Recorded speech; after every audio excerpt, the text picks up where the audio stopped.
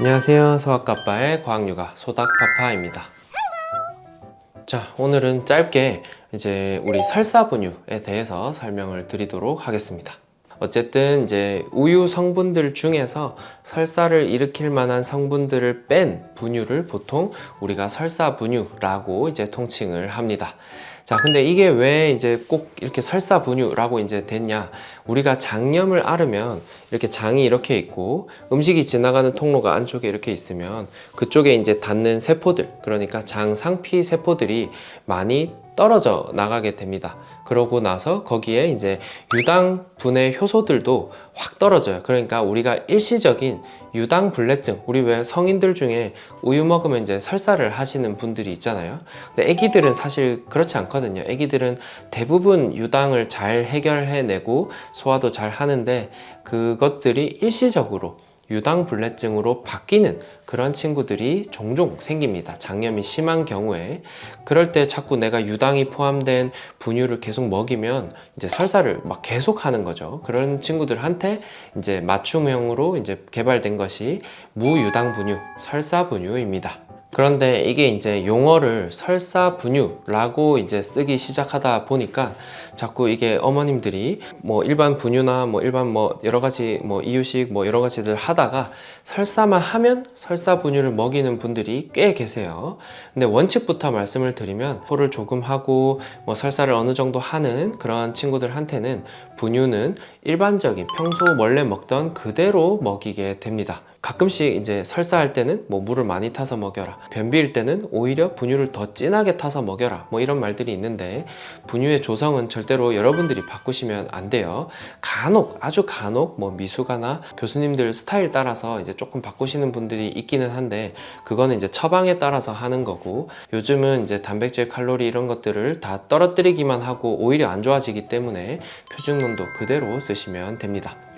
그리고 이제 무유당분유, 우리가 흔히 말하는 설사분유도 너무 그냥 무조건적으로 바꾸시면 안 됩니다. 이게 결국은 유당, 우리가 흔히 말하는 이제 우유에 있는 당분 성분들을 없애고 여러 가지 첨가당으로 바꾼 것이 설사분유이기 때문에 사실은 먹어서 회복할 수 있으면 그냥 일반적인 분유가 영양학적으로도 훨씬 더 낫습니다.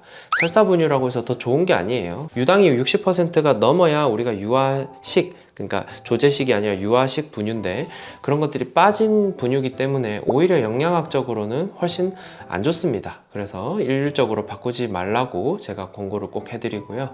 자, 그러면 설사분유는 언제 써야 되냐? 장염이 생기고 나서 일시적으로 유당불내증이 생긴 친구들한테만 써야 합니다. 장벽도 다 깨져 있고 이러니까 이제 뭐 분유에 들어있는 락토스, 유당 같은 것들이 이제 대장으로 끝까지 넘어갑니다. 소화가 안 된 상태로. 그때 이 유당이 이제 대장 세균이랑 만나가지고 이제 발효가 되면 뭐 젖산, 아세트산 뭐 이런 산성 물질이 나오고 수소가스 이런 것들이 대량으로 생성이 됩니다. 자, 그러면 증상들이 뭐가 생기냐? 우리가 흔히 말하는 방귀 뀌거나 이제 설사를 했는데 굉장히 시큼한 냄새가 난다, 거품이 많다, 그 다음에 엄청나게 물설사를 한다, 거의 그냥 물만 나온다. 그 다음에 이제 여러분들이 잘 알 수 있는 건 이게 산성 이제 변이니까 엉덩이가 엄청나게 빠르게 헐고 거의 짓무르듯이 헙니다. 이때는 제가 이 친구는 뭐 약간 산성이니까 뭐 설사분유로 바꿉시다, 뭐 이런 식으로 제가 제안을 드리기도 합니다. 그래서 유럽 소아과학회 거기에서도 가이드라인이 있습니다. 첫 번째, 일단 모유 수유를 안 하고 있는 친구여야 됩니다. 모유 수유를 하고 있는 친구들은 무조건 모유 수유를 권장하고, 분유를 먹고 있는 친구들 중에서 거의 입원을 할 정도로 완전 물설사를 주룩주룩 하고 유당불내증이 강하게 의심이 된다, 이런 친구들에 한해서 설사분유를 쓰라고 되어 있고, 그 외의 친구들은 무분별하게 쓰지는 말라고 권고를 하고 있습니다. 산성 설사를 해서 나는 이제 설사분유를 먹일 거야. 그러면 얼마나 먹여야 되는지, 어떻게 먹여야 되는지, 먹였을 때 얼마나 좋은지 이런 것들이 궁금하실 수 있잖아요. 일단은 첫 번째, 설사 지속 기간은 한 18시간, 그러니까 대충 하루 정도 줄어들게 됩니다.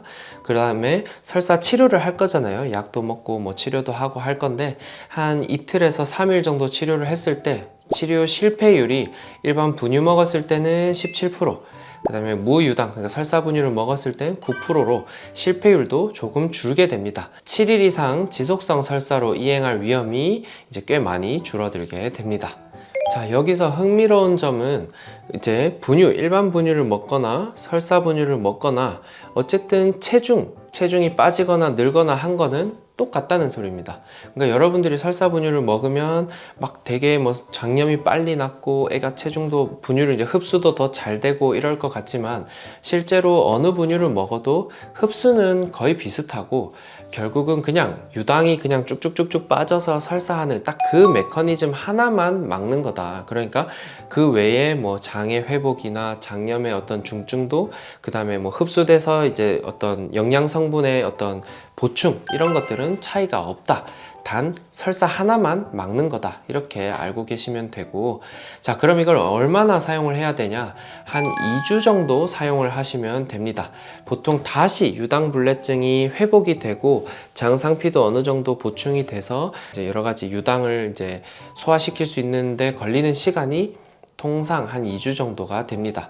그래서 설사분유를 한 번 시작했으면 한 2주 정도는 쭉 먹이시고, 우리 친구 이제 뭐 설사도 전혀 안 하고 다시 이제 먹는 것도 잘 먹는다. 그러면 뭐 2주 전에라도 다시 원상복귀 시켜도 되고, 한 2주 정도가 지났으면 그때부터는 점진적으로 다시 일반 분유로 바꿔보셔도 됩니다. 자, 그 다음 핵심은 모유 수유. 그러니까 우리 모유에도 당연히 유당이 있기는 합니다. 회복에 도움되는 뭐 락토페린, 그 다음에 이뮤노글로불린, 뭐 여러 가지 장의 회복에 도움되는 성분이 훨씬 많기 때문에 모유 수유 하시는 분들은 모유 안에 유당이 있더라도 정말 웬만큼 산성설사를 하지 않는 이상 그냥 모유 수유를 그대로 하시면 됩니다. 오늘은 이렇게 두 편에 걸쳐서 설사를 할 때는 꼭 뭔가를 먹여야 된다.